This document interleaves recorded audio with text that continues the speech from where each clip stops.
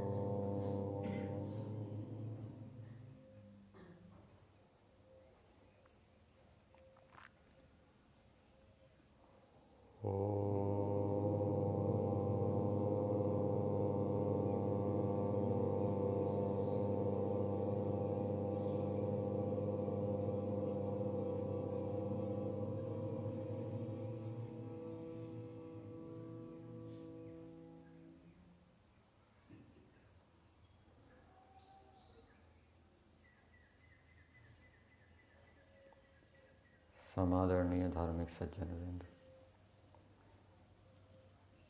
आज हम ईश्वर स्तुति प्रार्थना उपासना का जो पहला मंत्र है, ओम विश्वानि देव सवितर दुरितानि परासो यद भद्रम तन्न आसो। इस मंत्र का अर्थ महर्षि दयानंद जी ने संस्कार विधि में भी किया है और वेद भाष्य में, यजुर्वेद भाष्य में भी इस मंत्र का भाष्य किया गया है, पदार्थ किया गया है, भावार्थ भी वहाँ पर दिया है। उसके ऊपर हम विचार करेंगे। और यह मंत्र महर्षि दयानंद जी का प्रिय मंत्र बताया जाता है। महर्षि दयानंद जी ने वेद भाष्य किए। यजुर्वेद भाष्य के प्रत्येक अध्याय के प्रारंभ में आपको ये मंत्र मिलेगा और ऋग्वेद भाष्य भी जितना किया वहाँ पर भी प्रत्येक मंडल के प्रारंभ में ये मंत्र मिलेगा। जो हम दैनिक अग्निहोत्र करते हैं उसमें भी इस मंत्र से आहुति देते हैं। और जहाँ अधिक आहुति देने का विधान है, महर्षि दयानंद जी लिखते हैं कि कम से कम जो हम दैनिक अग्निहोत्र करते हैं, जो मंत्र दिए हैं उतने मंत्रों से तो आहुतियाँ देनी चाहिए सबको, लेकिन जिसका अधिक सामर्थ्य है वो अधिक घी से भी आहुति दे सकता है। और अधिक घी से आहुति देने के लिए 2 मंत्र बताए सत्यार प्रकाश के अंदर, एक गायत्री मंत्र और दूसरा विश्वानि देव मंत्र। तो इस मंत्र के ऊपर हम विचार करेंगे। मंत्र में 2 शब्द हैं संबोधन के लिए, एक है देव और दूसरा है सविता। देव का अर्थ संस्कार विधि में किया है शुद्ध स्वरूप, सब सुखों के दाता परमेश्वर। परमात्मा शुद्ध स्वरूप हैं, पवित्र हैं, रोगों से, क्लेशों से, मलिनताओं से रहित हैं। और मनुष्यों को भी परमेश्वर ने इनसे दूर रहने की प्रेरणा दी है कि आप भी रोगों से, क्लेशों से, मलिनताओं से बचें। ईश्वर किसी से वैर भाव नहीं रखते, इसलिए परमेश्वर ने भी मनुष्यों को ये उपदेश दिया है कि तुम आपस में झगड़ा मत करो, वो मेरे ऊपर छोड़ दो, मैं न्याय करूँगा। जिसका जैसा अपराध है अधिकारी व्यक्ति उसको यथा योग्य दंड तो देगा, लेकिन उसके ऊपर क्रोध नहीं करेगा। यदि हम हर किसी की गलतियों के ऊपर द्वेष या क्रोध करने लगेंगे तो हमारा वैर भाव कभी नहीं हटेगा। तो ईश्वर वैर भाव से रहित है और ईश्वर ने मनुष्यों को भी ये प्रेरणा दी है कि वो भी वैर भाव से रहित हों।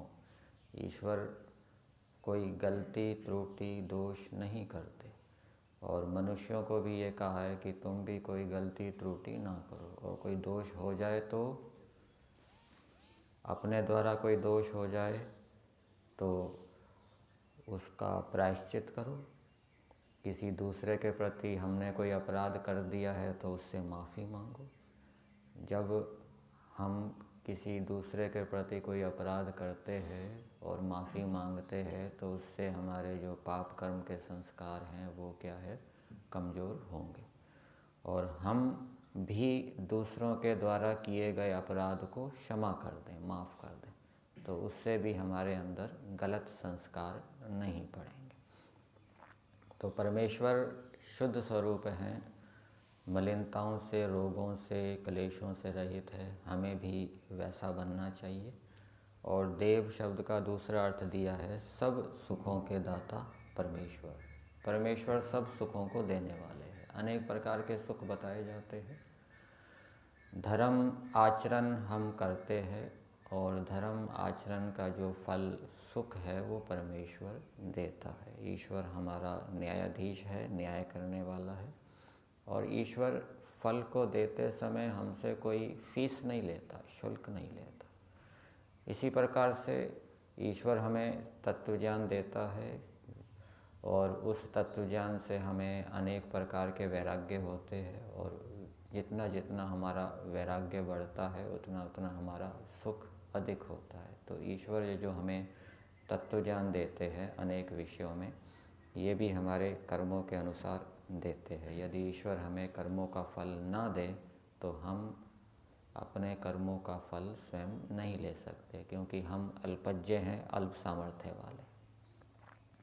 इसी प्रकार से ऊंचे स्तर का वैराग्य सबसे जो पर वैराग्य है वो भी विवेक से होता है। सत्व पुरुष अन्यथा ख्याति, उसके होने पर वो पर वैराग्य होता है। तो वो जीवात्मा और चित्त के भेद का ज्ञान, तत्व ज्ञान, वो भी परमेश्वर कराता है और उससे हमें ऊंचे स्तर का वैराग्य होता है। और फिर असंप्रज्ञात समाधि में ईश्वर हमें अपना आनंद देते हैं। तो इस प्रकार से परमेश्वर सब सुखों को देने वाले हैं।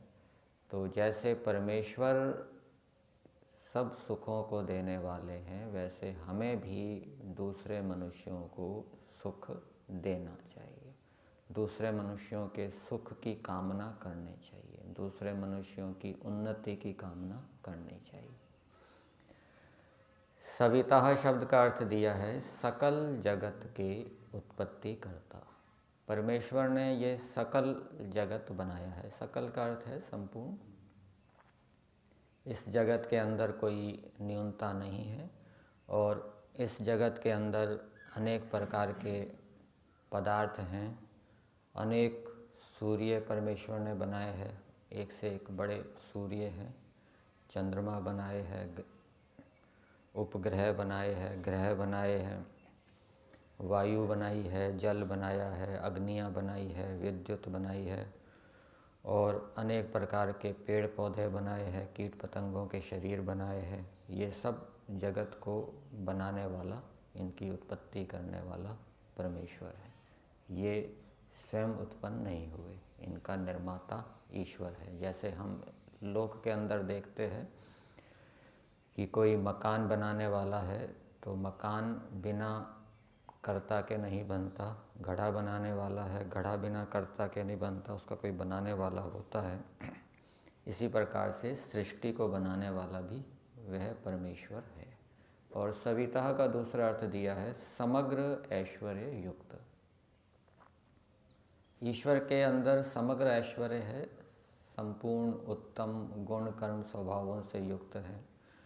परमेश्वर की एक विशेषता यह है कि परमेश्वर का जो भी काम है वो बहुत बढ़िया होता है। उसमें ना कोई न्यूनता होती है, ना कोई अधिकता होती है।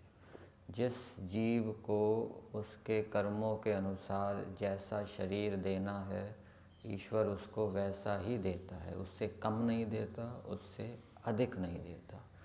जिस जीव को उसके कर्मों के अनुसार जैसी बुद्धि देनी है, परमेश्वर बिल्कुल वैसी बुद्धि देता है। ना कम देता है, ना अधिक देता है, बिल्कुल ठीक ठीक देता है।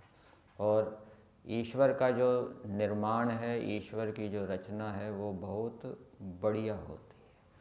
और इसीलिए परमेश्वर ने मनुष्यों को भी ये प्रेरणा दी है कि वो भी जो कोई भी कार्य करते हैं, करने के बाद वो जो कार्य है वो बहुत बढ़िया होना चाहिए। हम यज्ञ के अंदर स्वाहा बोलते हैं। स्वाहा शब्द का अर्थ क्या होता है? सु आहा, मतलब कि किसी भी कार्य को करने के बाद हमारे अंदर से ये आवाज़ आनी चाहिए कि ये कार्य बहुत बढ़िया हुआ, बहुत अच्छा किया। ये प्रेरणा परमेश्वर ने दी है। और एक वषटकार शब्द का प्रयोग भी होता है, वो बड़े बड़े यागों में होता है, वषट बोलते हैं। तो वो भी दो भावनाओं को लेकर बताया गया है। ऐत्रेय ब्राह्मण के अंदर एक वाक्य आता है, ओजश्च सहश्च वषटकारस्य प्रियतमौ तन्वौ। जो ओज और सह है ये वषटकार के प्रियतम शरीर है। ओज का मतलब क्या है? किसी कार्य को हम कर रहे हैं तो उसके अंदर कोई ना कोई नवीनता होनी चाहिए, ये ओज का भाव है।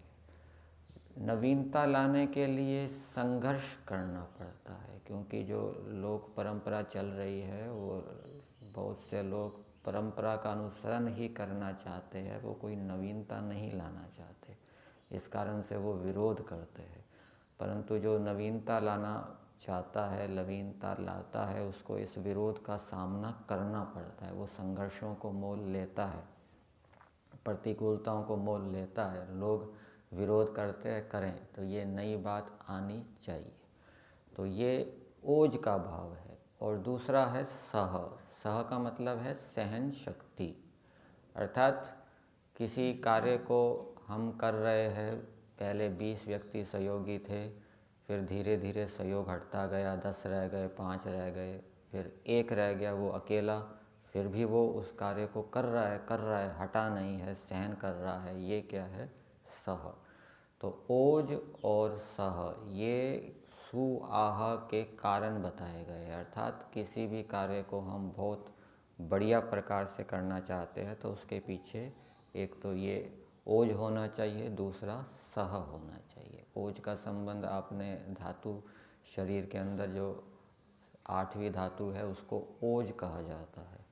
अर्थात जो जितना अधिक ब्रह्मचर्य का पालन करता है उसका जो शरीर में शुक्र है वो खपकर ओज के रूप में बताया जाता है। और जिसके अंदर जितना अधिक ओज होगा वो उतनी अधिक कार्यों के अंदर नवीनता लाएगा, कोई नया कार्य, कोई नई देन विश्व को देगा। तो परमेश्वर प्रत्येक कार्य को बहुत उत्तम तरीके से संपादित करते हैं। ईश्वर की प्रत्येक रचना बहुत बढ़िया है और बिल्कुल एक्यूरेट है, ठीक है, उसमें ना कोई कमी है ना कोई अधिकता है। इसी प्रकार से हमें भी प्रत्येक कार्य को बहुत बढ़िया तरीके से करना चाहिए। झाड़ू लगा रहे हैं, झाड़ू लगाने का काम बहुत बढ़िया तरीके से होना चाहिए। पात्र साफ कर रहे हैं, पात्र साफ करने का काम बहुत बढ़िया तरीके से होना चाहिए। उपासना कर रहे हैं, उपासना का कार्य बहुत अच्छी प्रकार से होना चाहिए। स्वाध्याय कर रहे हैं, स्वाध्याय का कार्य बहुत अच्छी प्रकार से होना चाहिए। अध्ययन कर रहे हैं, अध्ययन का कार्य बहुत अच्छी प्रकार से होना चाहिए, पूरे पुरुषार्थ से करना चाहिए। तो जिसके अंदर ये ओज होगा, सह होगा, सहनशीलता होगी और प्रतिकूलताओं को मोल लेने की हिम्मत होगी, वो इसको कर पाएगा। एक वाक्य, एक पंक्ति दी जाती है, ओज से संबंधित जो नई नई प्रतिकूलताओं, बाधाओं को लेता है, संघर्षों को मोल लेता है, संघर्षों से घबराता नहीं है, उसके विषय में बताया गया है। लक्ष्मण रेखा के दास तटों तक आकर ही फिर जाते हैं, वर्जित समुद्र में नाव लिए स्वातंत्र्य वीर ही जाते हैं। तो बहुत से व्यक्ति तो ऐसे हैं जो नदी के किनारे तक पहुंचते ही फिर नदी में कूदने की हिम्मत नहीं करते, लेकिन जो साहसी होते हैं, संघर्ष को मोल लेना चाहते हैं, वो नदी में कूदते हैं और उसकी लहरों से संघर्ष करते हुए पार पहुंच जाते हैं। तो ऐसी विशेषता वाले जो व्यक्ति होते हैं वही कोई नवीन रचना करते हैं, उत्तम रचना करते हैं। तो परमेश्वर अनेक उत्तम गुण कर्म स्वभावों से युक्त है, ये मैंने आपको एक उदाहरण दिया। और भी ईश्वर के अंदर अनंत बल है, अनंत सहन शक्ति है, अनंत धैर्य है, अनंत विद्याएं हैं।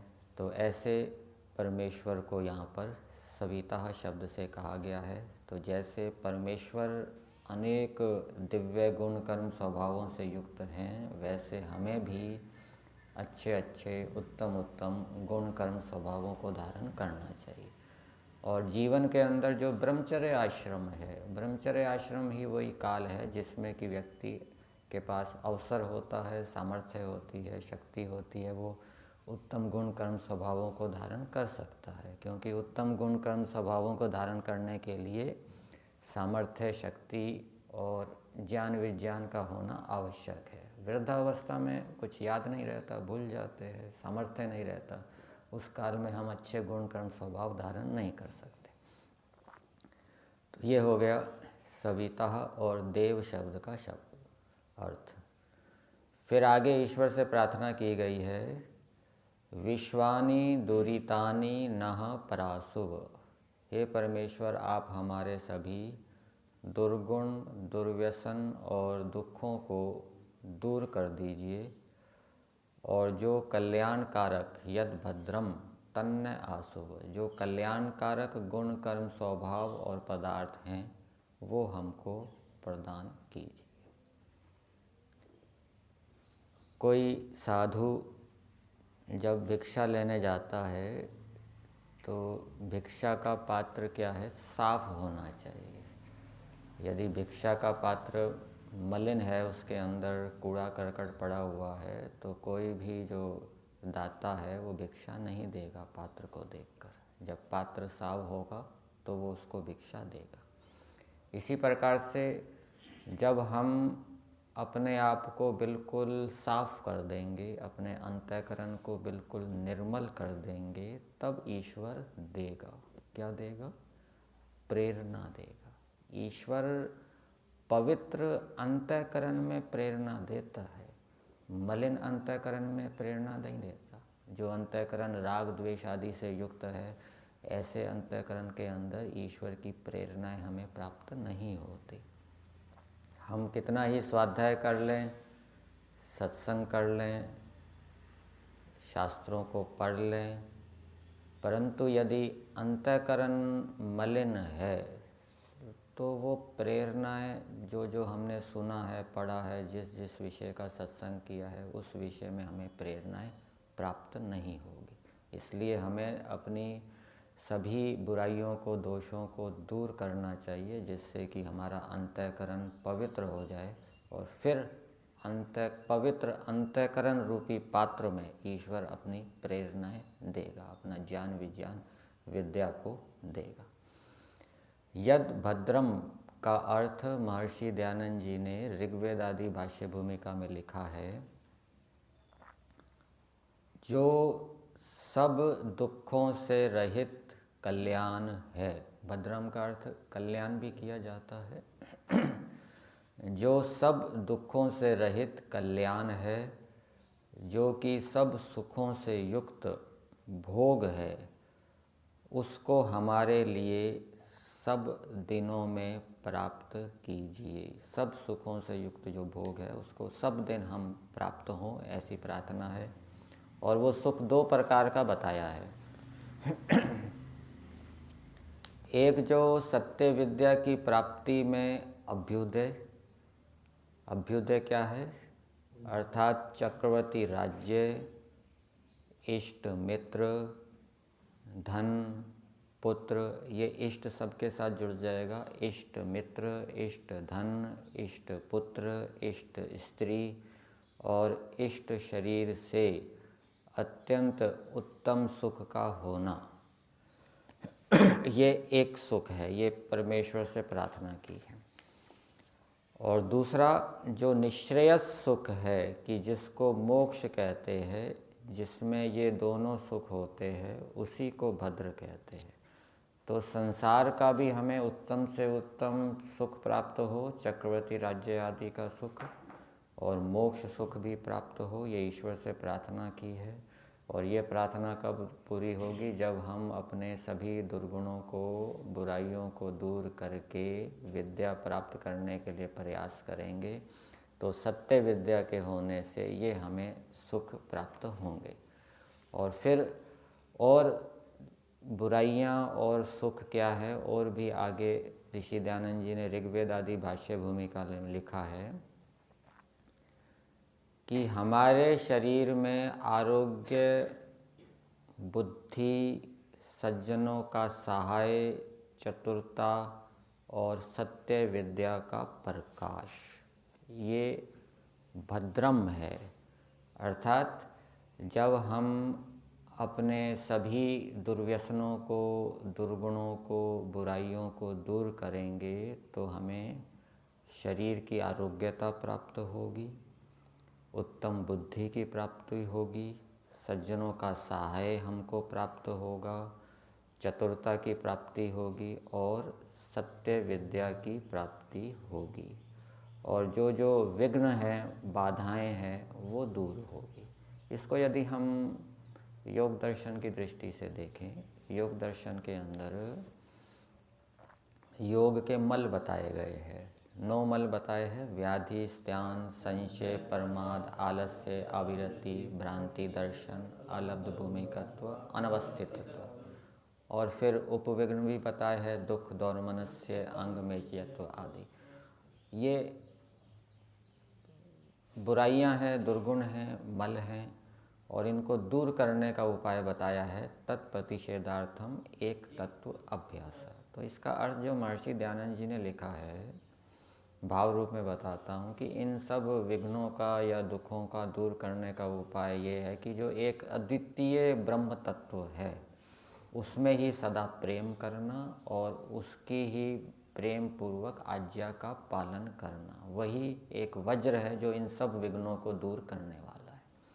तो मंत्र में हम प्रार्थना तो कर रहे हैं कि ईश्वर से कि हे परमेश्वर, आप हमारे सभी दुर्गुण, दुर्व्यसन और दुखों को दूर कर दीजिए, लेकिन इसको दूर करने के लिए उपाय क्या है? उस उपाय का अनुष्ठान भी हमें करना पड़ेगा। ईश्वर के प्रति हमें प्रेम भाव रखना पड़ेगा और प्रेम पूर्वक ईश्वर की आज्ञाओं का पालन हमें पूरी शक्ति से करना पड़ेगा। इस मंत्र के जो भावार्थ दिए हैं, 2 स्थानों पर महर्षि दयानंद जी ने इस मंत्र का भाष्य किया है। ये मंत्र यजुर्वेद में भी आता है, यजुर्वेद के 30वें अध्याय का 3रा मंत्र है, वहाँ पर भी महर्षि दयानंद जी ने इसका भाष्य किया है। और ऋग्वेद के 5वें मंडल में भी, 5वें मंडल के 82वें सूक्त का ये 5वां मंत्र है। ऋग्वेद भाष्य में भी महर्षि दयानंद जी ने इसका भाष्य किया है और वहाँ पर जो भावार्थ दिए हैं उसको मैं बताता हूँ। यजुर्वेद भाष्य में इस मंत्र का जो भावार्थ महर्षि दयानंद जी ने लिखा है वो है: जैसे उपासना किया हुआ जगदीश्वर अपने भक्तों को दुष्टाचरण से निवृत्त कर, पृथक कर, श्रेष्ठाचरण में प्रवृत्त कराता है, वैसे राजा भी अधर्म से प्रजाओं को हटाकर धर्म में प्रवृत्त करे और आप भी वैसा होए।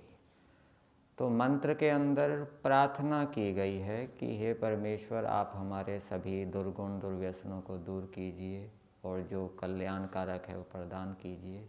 उसका उपाय क्या है? प्रार्थना के साथ साथ पुरुषार्थ भी करना पड़ता है। तो प्रार्थी को क्या पुरुषार्थ करना चाहिए जब ये प्रार्थना पूरी हो?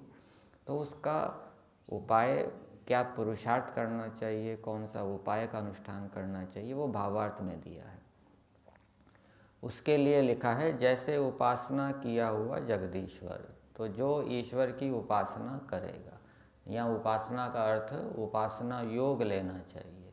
सत्यार्थ प्रकाश के 7वें समोल्लास के अंदर संभवतः उपासना योग की चर्चा आई है। और उपासना योग वही है जो अष्टांग योग, मतलब कि जो अष्टांग योग का पालन करेगा। अष्टांग योग में ईश्वर प्रणिधान भी है, अर्थात प्रेम पूर्वक अष्टांग योग ईश्वर की आज्ञा का जो पालन करेगा, ईश्वर उसको सब बुराइयों से दूर करके अच्छी कार्यों में प्रवृत्त करेगा, प्रेरित करेगा। अच्छे कार्यों के विषय में जो लाभ है उसका तत्व ज्ञान विद्या परमेश्वर देगा। अच्छे कार्यों में श्रद्धा विश्वास उत्पन्न करेगा। और फिर आगे दिया है, तो जैसे परमेश्वर यह करता है अपने भक्तों के लिए, वैसे राजा भी अधर्म से प्रजाओं को हटाकर धर्म में प्रवृत्त करे और आप भी वैसा होवे। परमेश्वर सभी मलिनताओं से, दोषों से, बुराइयों से अलग है। इसलिए परमेश्वर ने मनुष्यों को ये इस मंत्र के माध्यम से प्रेरणा दी है कि हे मनुष्यों, तुम भी समस्त बुराइयों से, दोषों से, मलों से दूर हो। राजा को भी ये उपदेश दिया है कि हे राजन, तुम भी सभी बुराइयों से, दोषों से, पापों से पृथक हो और प्रजाओं को भी ऐसा करो। माता पिता के लिए भी ये लागू हो जाएगा, आचार्यों के लिए भी लागू हो जाएगा कि माता पिता भी धार्मिक हों और अपनी संतानों को धार्मिक करें, उनको बुराइयों से हटाएं। गुरु आचार्य भी धार्मिक हों, अध्यापक भी धार्मिक हो और वो अपने शिष्यों को, विद्यार्थियों को भी बुराइयों से हटाकर अच्छे कार्यों में प्रवृत्त करें। जैसे परमेश्वर प्रेरणा देता है अच्छे कार्यों में, वैसे ही राजा भी प्रजा को अच्छे कार्यों में प्रेरणा दे। माता पिता भी अपने संतानों को अच्छे कार्यों में प्रेरणा दें, उनको अच्छे कार्यों के लाभ बताएं, उनको महापुरुषों के जीवन चरित्र पढ़ाएं, जिससे कि उनको अच्छे कार्यों में प्रेरणा मिले। ये यजुर्वेद भाष्य में इसका भावार्थ दिया है।